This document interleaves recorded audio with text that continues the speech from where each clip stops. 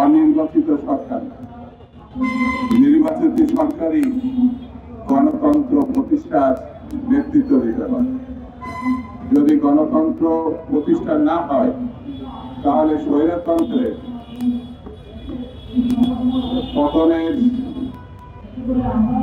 যে মানুষের আশান্বিত এবং মানুষকে সামনের দিকে যাওয়ার জন্য যে অনুভূতি তৈরি হয়েছিল তা কোনো না কোনো ভাবে বাধাগ্রস্ত হবে, মানুষ হতাশ হবে। সেই জন্য আজকে যারা সরকারে আছে তাদেরকে মানুষের পাশে দাঁড়াতে হবে।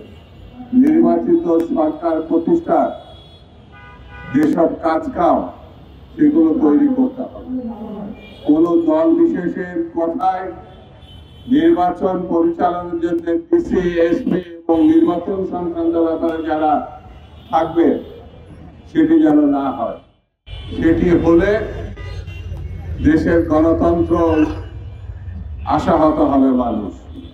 যেমন একজন বিরোধী দলের নেতা সরকারকে ব্ল্যাকমেলিং করতে চাইছে না কোণঠাসা করতে চাইছে আমি জানি না। তারা সরকারের অভ্যন্তরীণ কিছু কথা উল্লেখ করে বলেছেন প্রয়োজনে তা ফাঁস করবে। এটি বড় মর্মান্তিক এবং নিঃসন্দেহে সরকারের জন্য শুভ কিছু বয়ে আনবে না। কোন রাজনৈতিক দলের কাজ না সরকারের অভ্যন্তরে চর নিয়োগ করা, লোক নিয়োগ করা, ব্ল্যাকমেলিং করার কথা বলা, এটা শোভনীয় না। গণতন্ত্রের জন্য আইনের শাসনের প্রেক্ষিতে এটা পানিশমেন্ট যোগ্য, এটা বেআইনি। সেই জন্য আমি বলবো সরকারকে ব্ল্যাকমেলিং করে যারা সুবিধা নেওয়ার চিন্তা করছে সেই ব্যাপারেও সরকারকে সতর্ক থাকতে হবে। আমরা জানি এই দেশে যারা গণতন্ত্রকে হত্যা করেছিল তার শিকড়নি হচ্ছে শেখ মুজিব।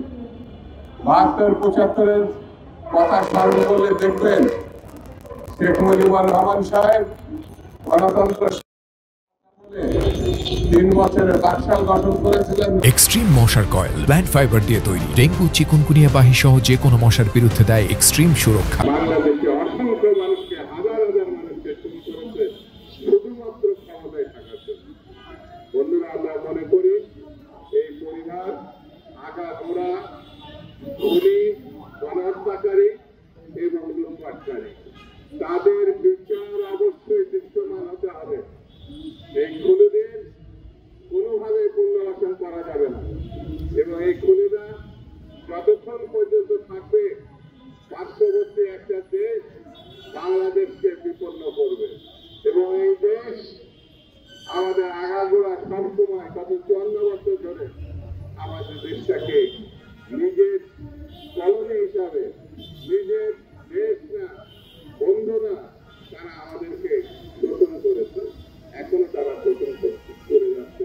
গত ৩টি নির্বাচনে তারা একবারের জন্য বলে নাই এটা নির্বাচনের মতো নির্বাচন হয় না। সেই জন্য বন্ধুরা, আমরা মনে করি এই সব বিপদ আপদ